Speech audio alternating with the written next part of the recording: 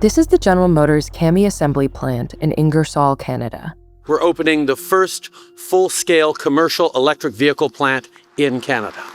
CAMI, the 2 million square foot factory and battery assembly plant, is home to Canada's first large-scale electric vehicle manufacturing operation. Peggy Falkingham has worked here for over 21 years. I enjoyed my job. I've enjoyed it from day one. These are the people I've grown up with because being there for so long. Since 2022, Falkingham and her colleagues have made the Chevy BrightDrop, an all-electric delivery vehicle for which GM and the Canadian government have invested millions to make here. You are making history and advancing GM on our path to a zero-emissions future. We need everybody in on this journey together. That is, until GM decided to pull the plug in October 2025. They said, hi, the plant is closing. You will no longer be returning to the plant. We will compensate you with 6 months' pay. We gave our loyalty, right? And we've given our loyalty for so long. It's shameful now that we're not receiving the same loyalty back from GM. BrightDrop was born at a time when the auto industry jumped into EV van production. It was GM's answer to Rivian and Ford's offerings that promised roomy interiors and all-day driving range for last-mile home deliveries. Local Unifor plant president Mike Van Bockel believes the company could have better emphasized the advantages of an electric van. Here's a new idea. There's no more gas. There's no more oil changes. They'll run all day, easily run all day. The reviews we're getting back from the drivers are fantastic. But the North American market did not take to the vans, and consumer vehicle sales of electric cars have also been struggling. The lack of charging infrastructure has fueled concerns over range, and the big, heavy batteries in the BrightDrop, the same powertrain as the Chevrolet Silverado EV, meant higher upfront costs that commercial buyers weren't ready to swallow.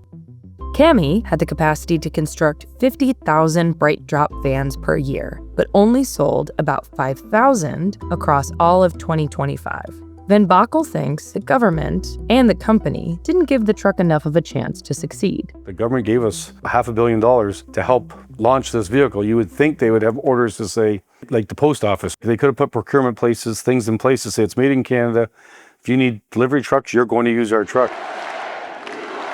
In Washington, the political winds that had previously bolstered U.S. EV sales had waned.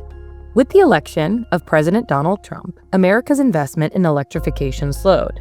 Trade relationships with Canada turned stormy, and tariffs on imported vehicles and parts have been volatile. I want to see Canada and Mexico do well, but the problem is we don't need their product.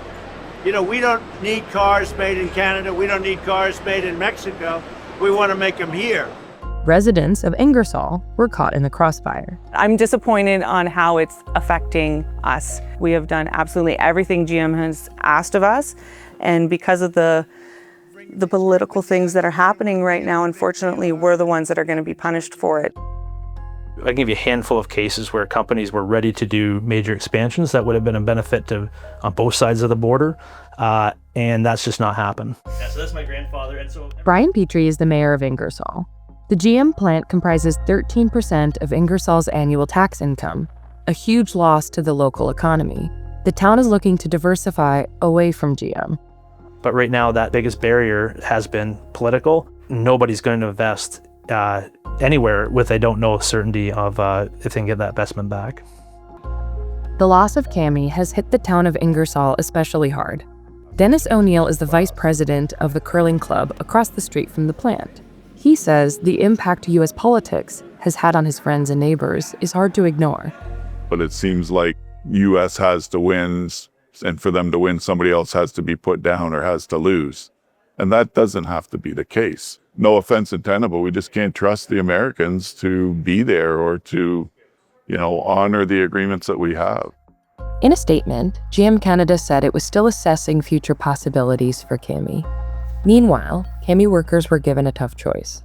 Do they choose to retire, leave town for new opportunities, or hold out hope that GM could restart production at the plant with a new vehicle? The 21 years of our pension that we have right now is not enough to retire with. So we will hold on and have hope and hope that GM will see that we can produce whatever they want.